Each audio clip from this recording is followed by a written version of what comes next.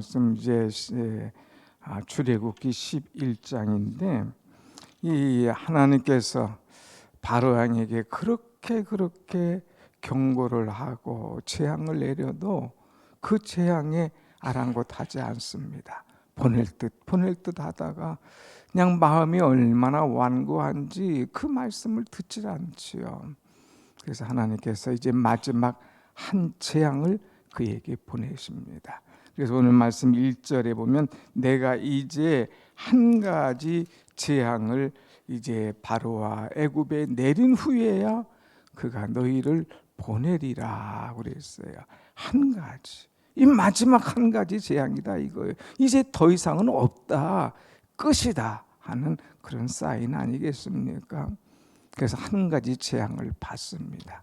그야말로 실컷 얻어 터진 다음에 그때야 바짝 손을 들고 다 빼앗기는 그런 모습, 안타까운 모습이에요. 사랑하는 여러분, 우린 정신 차려야 돼요. 하나님의 사인 하나 둘 오면 하나님의 사인이구나, 이거 경고구나 알아야 되는데 이 사인이 와도 심지어는 옐로 카드를 내밀어도 아니 레드 카드를 보여줘도 그걸 모르고 그냥 불구덩이 속으로 들어가는 어리석은 사람, 그렇게 말씀을 주시고 깨닫게 해줘도 회개 없고 완악하고 마음이 굳어진 그런 심령들 회개해야 돼요. 그래야 살 수가 있다고 하는 거죠. 우리가 여기에 10가지 재앙을 하나하나 보는 이유가 뭐냐? 내 모습이 바로의 모습이 아니냐, 내가 얼마나 완악하고 굳어진 심령이냐 하는 것을 보아야 된다고 하는 사실입니다. 하나님께서 그렇게 하나님과 대결할 때에 결국 하나님께서 그와 싸우십니다. 완전히 파멸에 이르도록 만드시는 하나님이신 것을 볼 수가 있습니다. 여러분, 오늘 마지막 이제 한 가지 남은 재앙, 이것이 10번째 재앙인데 이 10번째 재앙은 이 장자의 죽음, 사람의 장자만 아니라 짐승까지도 첫 것은 다 죽도록 만드시는 하나님. 그래서 이 장자의 재앙이 한 장에 있지 않고 오늘 여기 이제 11장, 12장, 13장 이 세 장에 걸쳐서 장자의 죽음에 대한 말씀을 하고 있습니다. 예고편, 오늘은 11장 예고편이에요. 장자가 죽을 것이다. 죽는 날에는 이런 일들이 일어날 것이다. 그리고 12장은 죽어나가는 사건, 그 속에서 하나님께서 이스라엘 백성들을 구원하시는 사건. 한쪽은 완전히 끝나고 죽음의 사건이에요. 그러나 한쪽은 거기서 탈출과 구원의 사건이에요. 하나님의 역사는 양면성이에요. 몇 번이고 얘기했지만 애굽에게는 심판, 그러나 이스라엘 백성에게는 구원. 그래서 하나님께서는 구별하시는 하나님이시다 그랬어요. 몇 번이고 나오잖아요. 구별이라는 것은 뭐라고 그랬어요? 하기오스다 그랬어요. 우리 성도는 구별된 자, 하기오스, 세상으로부터 구별된 구원받은 하나님의 백성인 줄로 믿습니다. 아멘. 구원받은 자답게 살아가야 되는데 그렇지 못하고 자꾸 세상으로 향하고 넘어질 때가 많이 있는 것을 보게 됩니다. 아무튼 이 장자의 재앙은 애굽에게는 멸망의 준비였지만 그러나 이 이스라엘 백성들에게는 구원을 준비시키는, 탈출하게 하시는 하나님을 우리는 볼 수가 있습니다. 자, 이들이 이제 다 마지막 재앙 10재앙을 받을 때에 뭐라고 그랬습니까? 오늘 1절 말씀 후편에 보면 그가 너희를 내보낼 때에는 여기서 반드시 쫓아내리니 그랬어요. 그 재앙을 받을 때는 반드시 너희를 쫓아낸다. 아이고 제발 좀 빨리 가라. 왜 안 가고 여기 있냐? 너희들 여기 있다가 내가 더 어떤 재앙을 받을는지 모른다. 빨리 나가다오. 막 쫓아낼 정도로, 어디 남은 사람 없어 다 같이 막 확인할 정도로 쫓아내는 그런 엄청난 재앙, 장자가 죽는 재앙이 임할 것이다 하는 거예요. 여러분 한번 생각해 보세요. 장자가 죽는다, 다 죽어나간다 이거예요. 얼마나 죽어나갔습니까? 그런데 이들은 그동안 이 백성들에게 얼마나 아픔과 슬픔과 고통을 주었나요? 그러니까 하나님께서 너희들 그 고통, 아픔, 슬픔을 당해봐라. 그리고 이들을 쫓아낼 정도로 이제 그들이 당하는 일들을 보여주고 있습니다. 자, 여러분 한번 생각해 보세요. 장자가 죽어나간다. 이 언뜻 생각할 때는 그냥 장자, 아기만, 첫 아들, 첫 새끼, 작은 것이라고 생각하지만 아니에요. 다 장자가 있어요. 가만 지금 결혼하려고 하는 처녀가 있는데 갑자기 남편이 죽어나가는 거예요. 작은 장자 아들, 아버지가 죽어가는 거예요. 큰 오빠가 죽어가는 거예요. 하여튼 처음껏 다 죽어간다. 여기도 죽고 저기도 죽고 그러니까 남의 집 장례 갈 시간도 없어요. 정신 없어요. 울부짖어요. 곡성이 막 나는 거예요. 오늘 여기 말씀 보니까 애굽 땅에 전무후무한 큰 부르짖음이 있을 것이다. 전무후무한 막 그 곡성에 애타는 소리가 막 일어날 것이다 이거예요. 이런 장자가 죽는 일, 장자뿐만 아니라 심지어는 이제 짐승의 첫 새끼까지 죽게 하는 그런 일들을 하나님께서 보이시는 거예요. 그러면 하나님 너무하시지. 왜 장자를 다 죽이나? 바로만 잡으면 됐지. 왜 바로와 그 신하들 또 온 애굽 백성들 장자를 다 죽이나? 여러분, 우리가 이제 출애굽기 시작하면서 쭉 보지만 이제 이 바로가 이스라엘 백성들의 아들 장자이거든 다 죽이라 하고 산파에게 명령을 했잖아요. 그래서 다 죽이는 사건. 모세만 거기서 살아나지 다 장자를 다 죽이는 일들이 일어나요. 너 남의 새끼 네가 죽여봤지? 너 장자 죽였지? 남의 집 자식 죽는 아픔과 고통을 너는 모르지? 오늘 내가 한번 당해봐. 아들이 죽을 때 부모의 마음이 어떤가? 멀쩡한 아들, 갓난 아들, 그걸 죽게 한 이제 그 부모의 마음이 어떤가? 내가 한번 그것을 받아봐라 하고 하나님께서 하는 거예요. 그런데 그것도 작은 아기만 아니에요. 이미 막 다 커가지고 성장하고 같이 사는 남편이고 모든 장자는 다 하나님께서 정리하시는 것. 배로 10배 아니라 1000배, 10,000배로 하나님께서 악의 심판을 행하시는 그 모습을 보게 됩니다. 여러분, 하나님은 철저하게 심판하시는 하나님이에요. 다 보고 아시는 하나님이에요. 나의 모든 것들을 다 하나님께서 아시는 하나님. 그 하나님의 채찍을 피할 방법은 아무도 없어요. 그러니까 우리는 철저하게 하나님의 경고 사인에 빨리 손들고 일어나야지. 그렇지 않으면 큰 심판, 장자의 죽음, 이처럼 아픈 마음을 얻을 수밖에 없어요. 특별히 남의 마음을 아프게 한 사람은 그 마음의 심판이 얼마나 큰지, 남의 눈에 눈물을 흘리게 한 사람은 그 자기가 흘릴 눈물이 얼마나 많은지, 남에게 고통을 준 사람은 그 이상의 고통을 하나님께서는 반드시 준비하셨다는 사실을 알아야 된다고 하는 것이죠. 두 번째는 하나님께서 이제 이들에게 장자가 죽는 재앙뿐만 아니라 2절 말씀 보면 이런 말씀도 있어요. 2절 나같이 봅니다. 시작. 백성에게 말하되 사람들에게 각기 이웃들에게 은금 패물을 구하게 하라 하시더니, 이 애굽 백성들의 장자는 다 죽게 하는 사건이 일어나요. 그 다음에는 너희들 나갈 때 그냥 나가지 마. 그들에게 은과 금을 달라. 은과 금을 내놔라 하고 그거 받아가지고 나가. 그래서 은금 패물을 구하도록 하나님께서 하시는 거예요. 그러면 하나님은 목숨만 살고 그냥 탈출만 하면 됐지. 지금 광야로 나가는 사람이 뭘 은금 패물 중요할까? 여기는 또 깊은 뜻이 있어요. 이 바로는 그동안 이 애굽 사람들에게 고된 노역만 시켰지 거기에 대한 보상이 하나도 없었습니다. 노예들, 야 임마 너희들 먹여주는 것만 해도 고맙게 생각해, 너희들 이제 잘 수 있는 땅 준 것만도 고맙게 생각해 하면서 그들에게 아무것도 보상하지 않은 거예요. 노동력, 착취한 거예요. 착취. 하나도 그들에게 이제 돈을, 노동력의 대가를 주지 않은 거예요. 그래서 하나님은 너희들 그동안 노동의 대가 못 받았지, 한 번에 받아가라. 그래서 그것을 다 은금 패물을 받아가도록 하나님께서 허락하시는 거예요. 하나님은 수고한 것에 대한 보상해 주시는 하나님인 거예요.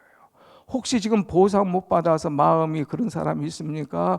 걱정하지 마세요. 어제 말씀한 대로 하나님은 쌓아두시는 은혜를 우리에게 허락하실 줄로 믿습니다. 아멘. 한 번에 보상해 주신다는 거예요. 한 번. 그래서 혹시 사람에게 보상 못 받은 것도 있어도 기도하면 하나님은 하나님의 방법으로 우리를 보상해 주신다고 하는 것이죠. 그 다음에 하나님께서는 이제 왜 이들에게 은금 패물을 갖게 하시나 하는 것은, 이 당시의 모든 전쟁에서 승리한 사람은 패자의 모든 것을 빼앗아가게끔 돼 있어요. 전리품을 구하라 이거예요. 그래서 전쟁에다가 패하면 패한 걸로 끝나는 것이 아니라 이 가지고 있던 땅뿐만 아니라 그들이 있던 모든 것들을 다 빼앗아가요. 말도 빼앗아가요. 뭐 좋은 곳 있으면 다 빼앗아가요. 전리품. 너희들은 승리자야. 그냥 나가지 마. 이들에 있는 것을 모든 것 너희들 빼앗아 가도 돼.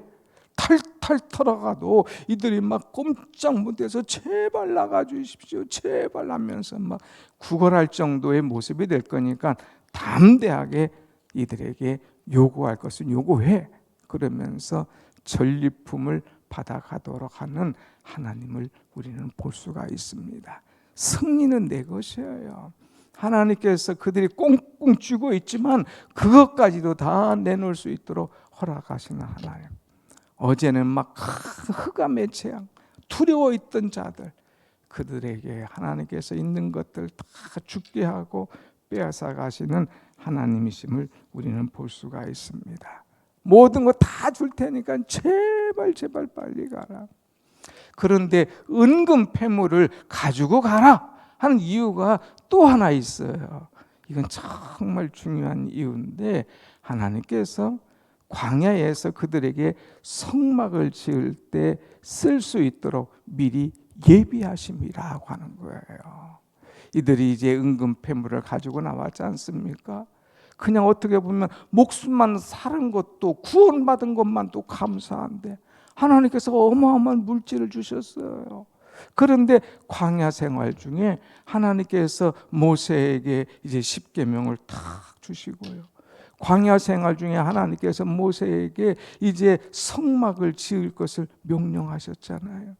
근데 이 성막은 그냥 텐트만 딱 짓는 것이 아니라 그 성막에 번제단도 있고 물두멍도 있고 금초대도 있고 분향단도 있고 이제 뭐 다 이런 것들을 뭘로 했느냐? 금으로 만들었거든요. 금으로. 그러니까 결론은 무슨 말씀이에요?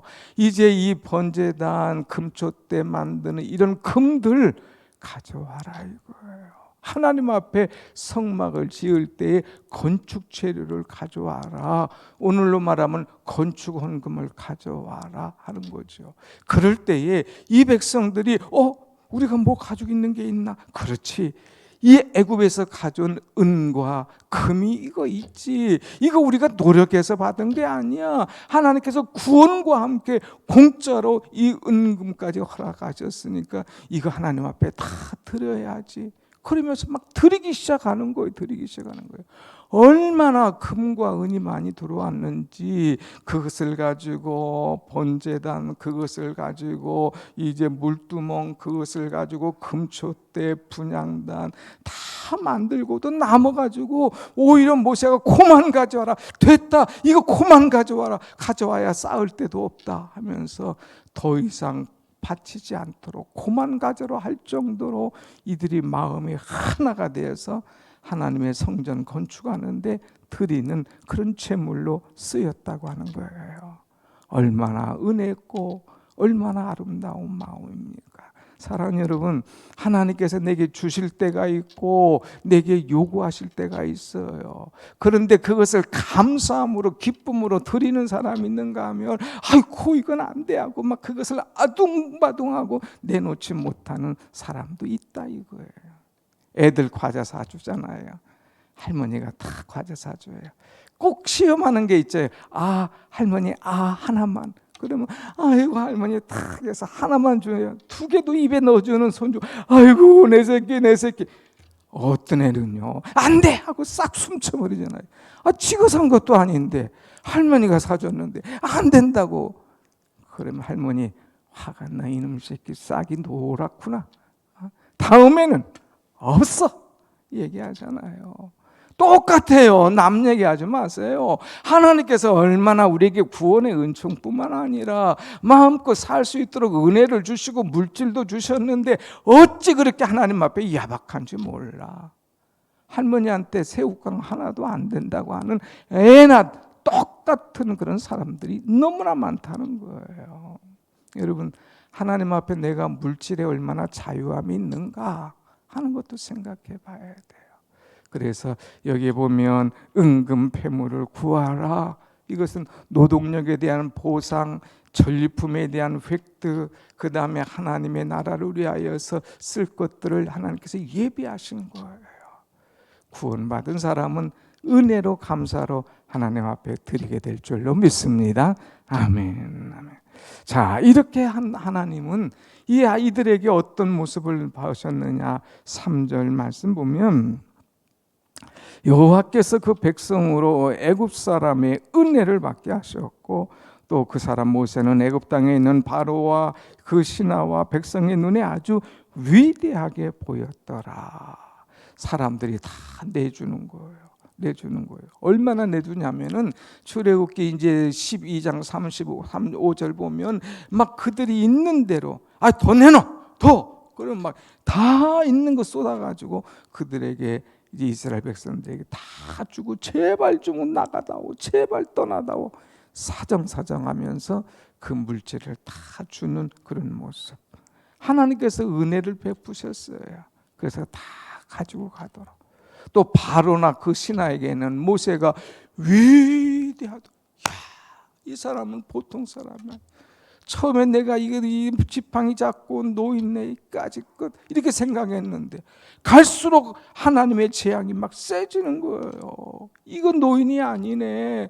이거 그냥 지팡이 가진 양치는 사람이 아니네. 이건 정말 하나님의 사람이네. 위대하게 보는 하나님의 은총이 임한 거예요. 그런데 그들의 눈에 위대하게 보였더라. 위대하게 보였더라. 여러분, 기도하는 사람은요, 하나님 앞에 부르짖는 사람은요, 나 사람들이 그냥 깔보지 않아요. 위대하게 보는 그런 은혜가 반드시 임할 줄로 믿습니다. 아멘. 자, 그래서 이제 결국은 뭐예요? 5절 말씀 보면 애굽 땅에 있는 모든 처음 난 것, 왕위에 앉아 있는 바로의 장자부터 맷돌 위에 있는 몸종의 장자, 모든 가축의 처음 난 것 다 죽을 것이다. 6절 애굽 온 땅에 전무후무한 큰 부르짖음이 있으리라고 하는 거예요. 그런데 7절 말씀 다 같이 7절 다 같이 시작. 그러나 이스라엘 자손에게는 사람에게나 짐승에게나 개 한 마리도 그 혀를 움직이지 아니하리니 여호와께서 애굽 사람과 이스라엘 사이를 구별하는 줄을 너희가 알리라 하셨나니. 지금 애굽 온 땅은 전무후무한 부르짖음 막 곡성, 여기도 알고 여기도 알고 막 궁중에도 알고 막 다 죽어나가는 소리인데, 이 애굽 사람이 사는 곳이 아닌 이스라엘 백성들이 사는 이 고산 땅에는 개 짖는 소리도 안 나더라 이거예요. 이분 뭐라고 그랬어요? 개 한 마리도 그 혀를 움직이지 아니하리니. 갑자기 뭐 집안에서 큰 소리가 나면 개가 막 짖잖아요. 근데 개도 짖는 소리가 안 나는데 개의 혀 움직이는 것도 사람들도 아이고 하면 혀가 움직이잖아요. 사람의 혀뿐만 아니라 개의 혀도 움직이지 아니하리라 하는 그런 말씀. 이건 뭐예요? 거기는 완전한 하나님의 보호, 안전함, 죽어나가는 일이 결코 없을 것이다 하는 것. 여기 또 나오잖아요. 하나님께서 애국 사람과 이스라엘 사이를 구별하는 줄을 너희가 알리라. 구별에 딱 이쪽에는 죽음, 이쪽에는 구별해서 전혀 문제가 없는 거예요. 얼마나 은혜고 평안입니까? 저쪽은 죽어나가는데 우리는 살았다. 여러분 그런 거 있잖아요. 뭐 갑자기 뭐가 위에 떨어졌는데 좀 죄송하지만 남은 어려움 당했는데 아고 나는 간발의 사이로 차서 살았어. 얼마나 큰 한숨을 쉬겠습니까? 얼마나 안도했음을 쉬겠어요? 그 가족들은 얼마나 기뻐하겠어요? 똑같아요. 하나님께서 구별하여서 특별히 세워주셨다 이거예요. 주의 친절한 발의 한 기세 우리 마음이 평안하리니. 어젯밤에 그냥 흑암으로 불안했어요. 장자가 죽어나므로 울부짖어요. 그런데 하나님께서 내 마음엔 평안함을 주는 거예요. 날이 갈수록 주의 사랑이 두루 광명하게 비치고, 날이 갈수록 하나님의 그 사랑의 빛이 들어와, 은혜의 빛이 들어와. 그러니까 내게는 막 광명이 막 넘쳐나는 그런 복이 임한다고 하는 거. 이거 어마어마한 복이 아닙니까? 사랑하는 여러분, 이 복과 은혜를 누리고 날마다 깨닫고 날마다 감사하고 이 은혜를 찬양하며 살아가는 여러분의 신앙 되시기를 축원합니다. 아멘. 그래서 찬송에 주의 발에 그 크신 발에 안기세. 하나님의 발에 딱 안겨있는 사람은, 엄마 품에 안겨있는 사람은 어떤 재앙이 와도 고센 땅에 이스라엘 백성들을 하나님께서 딱 발에 안아주시고 보호하여 주듯이 너희들을 책임지시고 보호해 주실 것이라고 하는 약속, 이 하나님의 구별하심, 이것을 확실히 믿고 이 은혜를 평생 누리며 살아가는 여러분의 신앙 되시기를 축원합니다. 아멘. 아멘. 기도하겠습니다.